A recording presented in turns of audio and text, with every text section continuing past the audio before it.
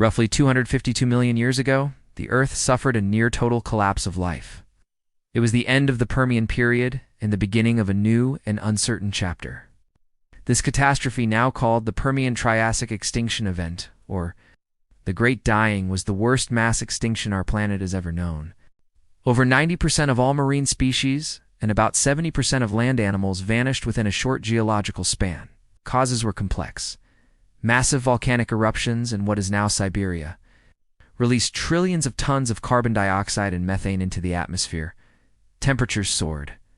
Oceans turned acidic and lost their oxygen.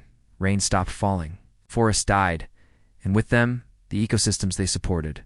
For a moment in Earth's vast history, it seemed the story of life might end there. But Earth, even in its darkest hours, never stops writing. The surface of the planet became a canvas of dust and silence. Pangaea, the supercontinent that stretched across much of the globe, was barren and dry. Ash from volcanic eruptions covered vast regions. Rivers shrank. Desert winds sculpted lifeless dunes. From the ruins, however, a few survivors clung to existence, creatures who could endure heat, drought, and chaos. Among them were the early archosaurs, a group of reptiles that would eventually give rise to crocodiles, pterosaurs, and most importantly, dinosaurs. In this hostile new world, evolution began to favor speed, stamina, and adaptability. The early Triassic saw the rise of creatures built for change. They were small, agile, and lightweight, traits that made them better suited for surviving a landscape in constant flux. It was in this crucible of disaster that dinosaurs began to emerge. They were not titans yet. The first dinosaurs were modest in size, many no larger than a medium-sized dog.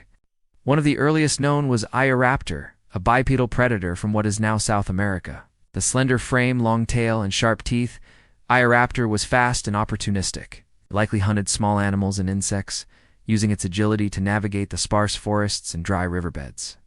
Not far from it, Herrerasaurus roamed, a slightly larger predator with powerful legs and strong jaws. These were among the pioneers of the dinosaur lineage.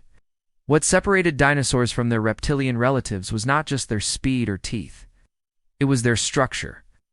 Unlike the sprawling limbs of most reptiles, dinosaurs had upright, pillar-like legs, which allowed them to move more efficiently. Their hips, lungs, and bone structure were all subtly more advanced. They used energy better. They grew faster. And crucially, they could evolve more quickly than their rivals. They shared their world with other predators, giant Rhesuchians that towered over them with jaws strong enough to crush bone. But those giants were slow to adapt. They were remnants of a former world, while dinosaurs were perfectly suited to the new one. When climates shifted again, as they frequently did, it was the dinosaurs who endured. The Triassic period was a time of instability. Volcanic activity continued. Temperatures rose and fell. Oxygen levels changed. Rain disappeared for decades in some areas, only to return with violent floods. These environmental pressures were relentless. But for dinosaurs, they were opportunities. Every shift removed another rival. Every drought cleared another competitor. Slowly but surely, dinosaurs began to expand. By the mid-Triassic, around 230 million years ago, their presence was becoming widespread. From the vast deserts of what would become North Africa to the forested valleys of South America, early dinosaurs adapted to a variety of environments. Some remained carnivorous, like Coelophysis, a slender, fast predator that may have hunted in packs. Others began shifting toward herbivory, feeding on tough plants that others couldn't digest. Platysaurus, with its long neck and bulky frame, was one of the first large herbivores in the group that would give rise to the enormous sauropods of later eras. These changes didn't happen overnight.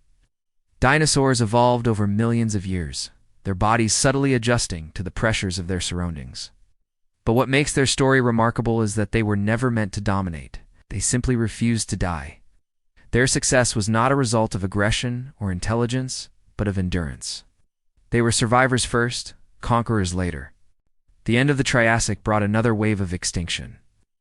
As volcanic activity intensified again and climates shifted rapidly, many of the dominant archosaurs, particularly the Rhesuchians, disappeared.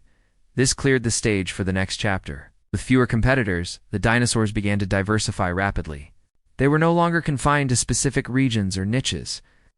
They began to dominate almost every landscape.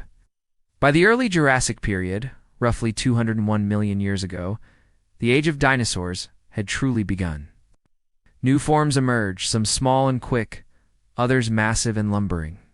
Their bones fossilized in riverbeds, deserts, and volcanic ash, waiting to be discovered millions of years later. The path from Eoraptor to Tyrannosaurus would span more than 150 million years.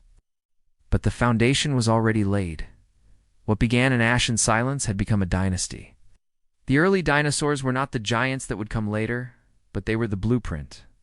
In their nimble limbs and curious eyes, nature had found a formula that could thrive in crisis. Their legacy would stretch across continents, through extinctions, and beyond. And though they are long gone, their story lives in the rocks beneath our feet, in the bones of modern birds, and in the knowledge that even after the worst has happened, life finds a way.